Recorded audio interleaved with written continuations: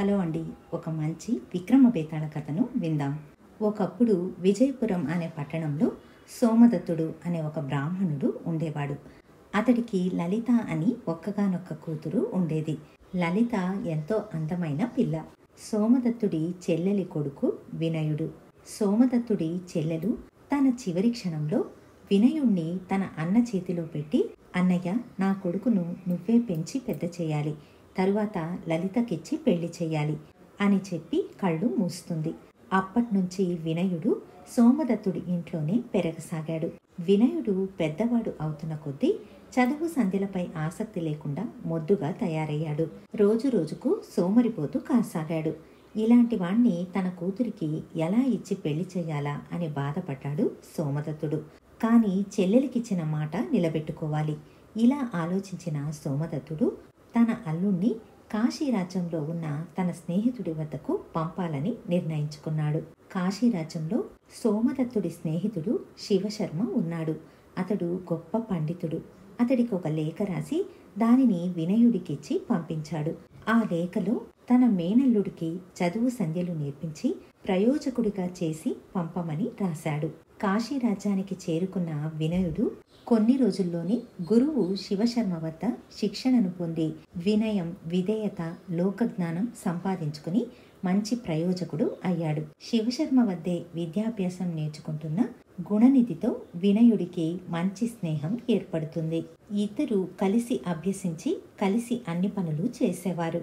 కొన్నేళ్లకు ఇద్దరు పరిపూర్ణ యవ్వనానికి చేరుకుంటారు.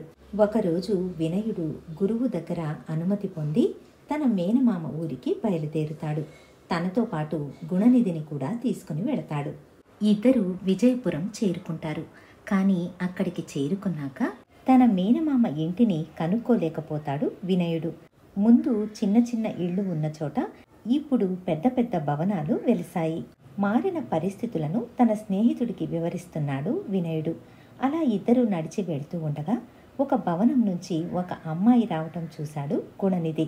ఆ అమ్మాయిని చూసిన వెంటనే గుణనిధి వినయుణ్ణి పక్కకు తీసుకెళ్లి, తాను ఆ అమ్మాయిని ఇష్టపడ్డానని, తనను పెళ్లి చేసుకోవాలని అనుకుంటున్నానని, ఏ కారణం వల్ల అయినా పెళ్లి జరగకపోతే తాను ఆత్మహత్య చేసుకుంటానని చెబుతాడు.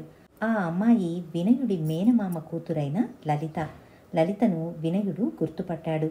తను తన మేనమామ కూతురని, తనను పెళ్లి చేసుకోబోతున్నానని చెప్పి ఉంటే ఎలా ఉండేదో కానీ ఆ మాటను వినయుడు చెప్పలేకపోయాడు. వినయుడు గుణనిధిని ఆలయం ముందు కూర్చోబెట్టి, నేను వెళ్ళి నా మేనమామ ఇంటిని వెతుక్కుని అలాగే ఆ అమ్మాయి తల్లిదండ్రులతో పెళ్లి గురించి మాట్లాడి వస్తానని చెప్పి తానొక్కడే మేనమామ ఇంటికి వెళతాడు.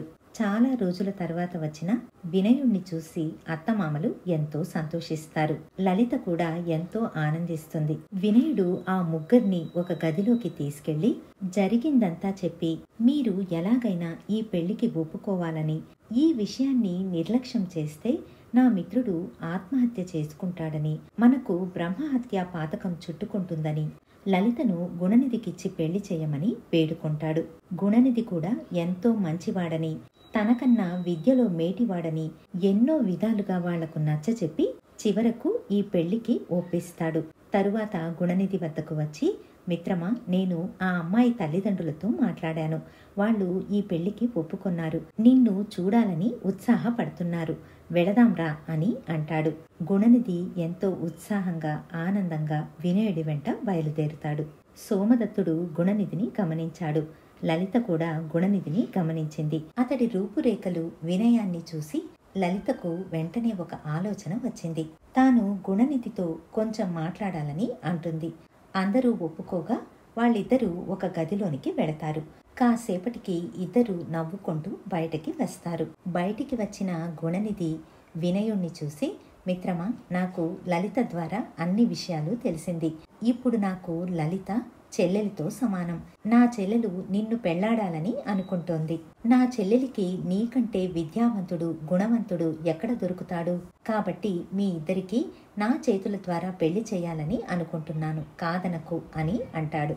లలిత విషయాన్నంతా గుణనిధికి చెప్పి అతడి మనసును మార్చిందని గ్రహిస్తాడు వినయుడు. కొద్ది రోజులకే లలిత, వినయుడి పెళ్లి వైభోగంగా జరుగుతుంది. బేతాళుడు కథ చెప్పి రాజా, ఇందులో ఎవరి త్యాగం గొప్పదని నా సందేహం. ఈ సందేహానికి సమాధానం తెలిసి చెప్పకపోతే నీ తల 1000 ముక్కలవుతుంది అంటాడు. దానికి విక్రమార్కుడు, సోమదత్తుడు ఆ ఇంటికి యజమాని, అతడి మాటకు తిరుగులేదు. అంతేకాకుండా తన కూతురిని మేనల్లుడికి ఇచ్చి పెళ్లి చేస్తానని తన చెల్లెలికి మాట కూడా ఇచ్చాడు. వినయుణ్ణి అల్లుడిగా చేసుకోవడానికి అన్ని విద్యలు నేర్పించాడు. అటువంటి వాడు మేనల్లుడు కోరికపైన ఎవరూ ముక్కు ముఖం తెలియని ఒక వ్యక్తికి తన కూతుర్ని ఇచ్చి పెళ్లి చేస్తానని ఒప్పుకొన్నాడు. కాబట్టి అందరిలోకి అతడి త్యాగమే గొప్పది అని అంటాడు. రాజుకు ఈ విధంగా మౌనభంగం కలగగానే బేతాళుడు శవంతో సహా మాయమై మళ్ళీ చెట్టెక్కాడు. ఇదండి కథ. మళ్ళీ మరొక మంచి కథతో మీ ముందుంటాను. ధన్యవాదాలు.